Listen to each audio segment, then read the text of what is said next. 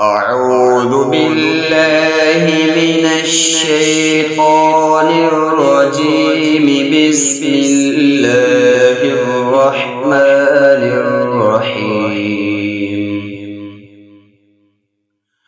وإذ استسقى موسى لقومه فقلنا اضرب بعصاك الحجر فانفجرت منه 12 عينا قد علم كل أناس مشربهم كلوا واشربوا من رزق الله ولا تعثوا في الأرض مفسدين. وإذ قلتم يا موسى لن نصبر على طعام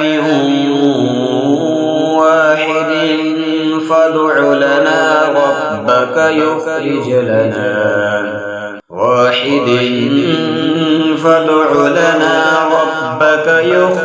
لنا مما تنبت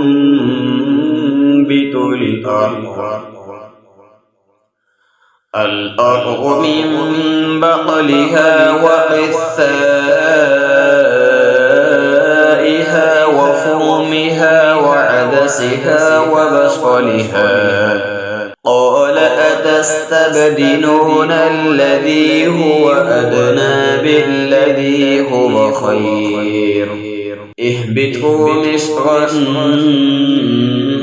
فإن لكم ما سألتم وضربت عليهم الذلة والمسكنة وباءوا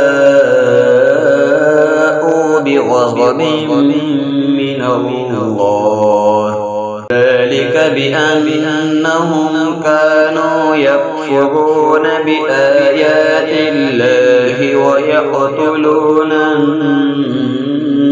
النبيين بغير الحق ذلك بما عصوا وكانوا يعتدون. آمنت